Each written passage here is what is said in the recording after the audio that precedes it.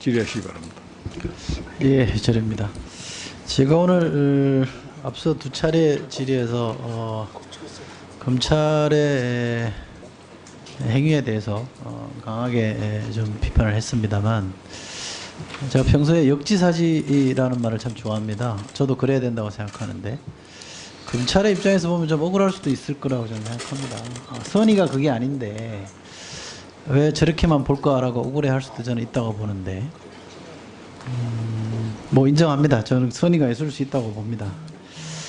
그러나 선의를 몰라준다고 억울해하지 말고요. 잠시 좀 멈춰서서 심호흡 크게 하고 한번 돌아보면 좋겠습니다. 주변을 돌아보고 지금 검찰을 바라보는 시선이 어떤지를 한번 보고 판단해 주기를 제가 간곡하게 한번 호소드리고 싶습니다. 지옥으로 가는 길은 선의로 포장되어 있다는 말 한번 되새겨 보면 좋겠습니다. 저는 우리 검찰이 과거에 비판을 많이 받을 때에도 어려운 결정을 해서 박수를 받았던 적이 있다고 봅니다. 1997년 10월 7일에 당시 신한국당의 사무총장이 야당의 김대중 총재에게가 670억 원의 비자금을 조성한 의혹이 있다면서 기자회견을 했습니다. 곧이어서 입출금 계좌와 수표 1년 번호까지 제시를 했습니다.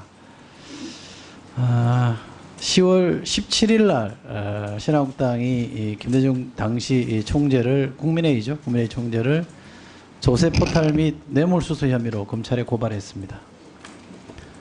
3일 뒤죠. 20일 날 검찰 수사가 시작이 됐습니다.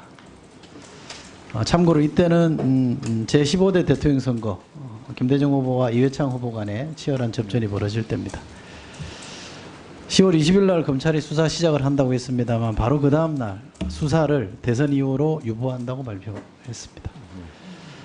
그 이후 사상 최초의 평화적 정권 교체가 이루어졌습니다.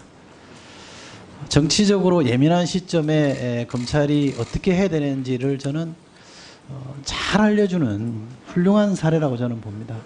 이런 사례로부터 저는 배워야 됩니다. 수사하지 말라는 게 아닙니다. 수사해야죠. 특히 살아있는 권력이라 그러면 검찰의 강단으로는 해야죠. 그러나 때가 중요하다고 생각합니다. 이 미묘한 시점에 대통령 인사권과 국회의 청문권이 진행되고 있는 이때에는 검찰이 자제해야 됩니다.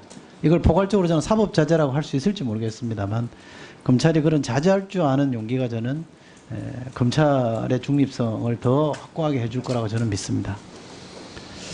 일본의 사례를 제가 하나 말씀드리겠습니다. 아까 제가 읽었던 책 문재인 김인혜의 검찰을 생각한다에 들어있는 사례입니다. 1915년에 일본 검찰이 내무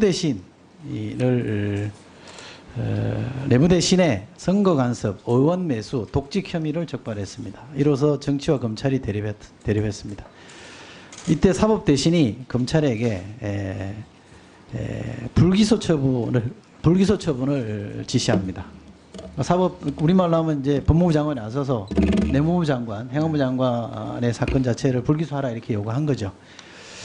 검찰이 이 지시를 무시하고 기소를 하든지 아니면 지시에 따라 불기소 처분을 하든지 기로에 써 있었습니다. 근데 이때 일본 검찰이 어떤 선택을 했느냐 하면 불기소하는 대신에 조건이 있다.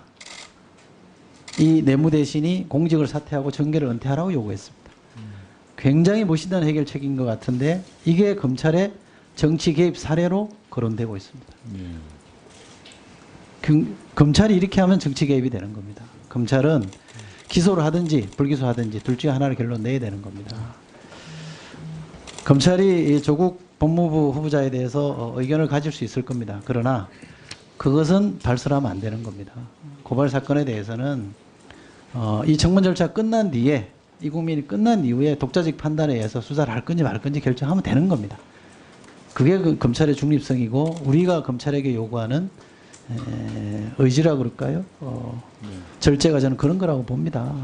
그래서 이번에 검찰이 보여준 행태가 저는 너무 아쉽고 속이 상합니다.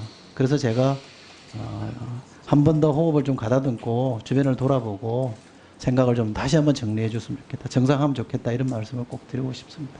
이상입니다.